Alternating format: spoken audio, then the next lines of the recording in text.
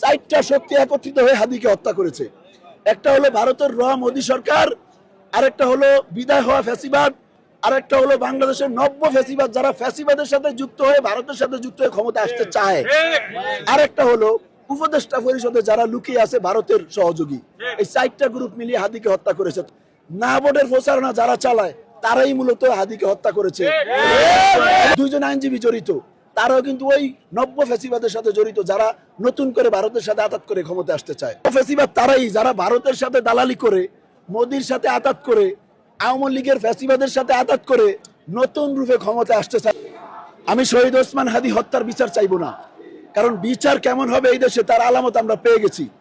স্বরাষ্ট্র উপদেষ্টাকে সাংবাদিকরা প্রশ্ন করেছে 5 আগস্টের আগে যে অস্ত্রগুলো লুটপাট হয়েছে সেই অস্ত্রের কি খবর, যেহেতু হাদিকে গুলি করে হত্যা করা হয়েছে।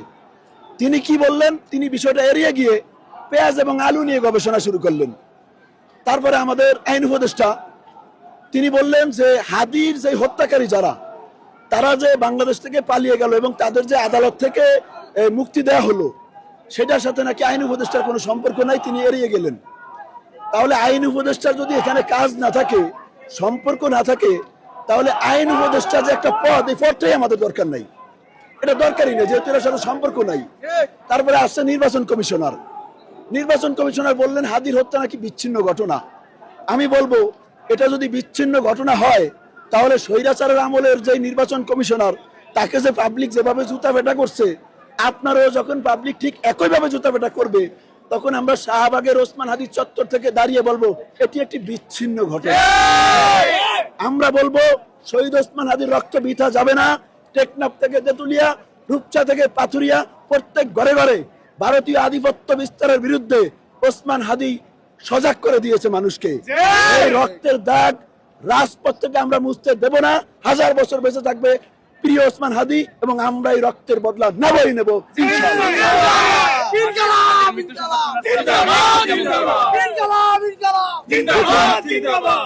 গত 20 তারিখে আমার বাবা মারা গেছে।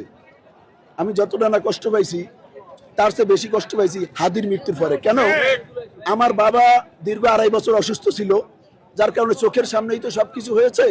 তারপরেও বাবা কষ্ট পেয়েছি, কিন্তু হাদির জন্য কান্না করেছে 18 কোটি জনতা।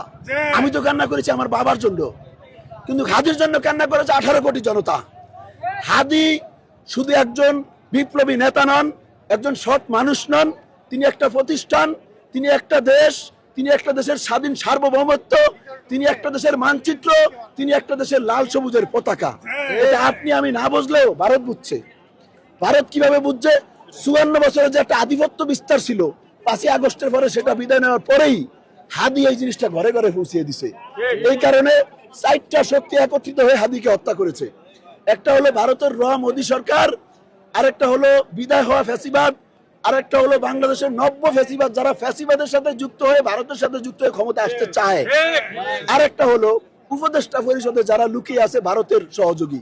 এই 4টা গ্রুপ মিলিয়ে হাদিকে হত্যা করেছে। তবে হাদির হত্যার পরে শত শত হাজার হাজার লক্ষ লক্ষ কোটি কোটি হাদি অলরেডি প্রস্তুত হয়ে গেছে ইনশাআল্লাহ। এই দেশে হাদির রক্ত বৃথা যায় না, যাবে না, 1000 বছর বেঁচে থাকবে প্রিয় হাদি। ধন্যবাদ।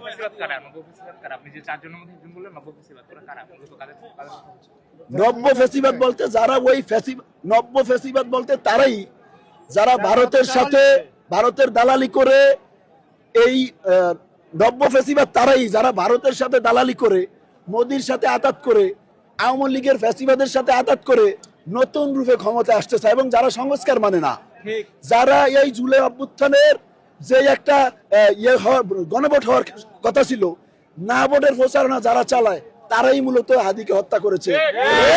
এবং হাদির যেই আইনজীবী, ওই হাদির হত্যার যে আইনজীবী, হাদির হত্যার ঘটনায় যারা পালিয়ে গেছে দেশ থেকে, তাদেরকে অব্যাহতি দেওয়া হয়েছিল। 2 জন আইনজীবী জড়িত, তারাও কিন্তু ওই নব্য ফ্যাসিবাদের সাথে জড়িত যারা নতুন করে ভারতের সাথে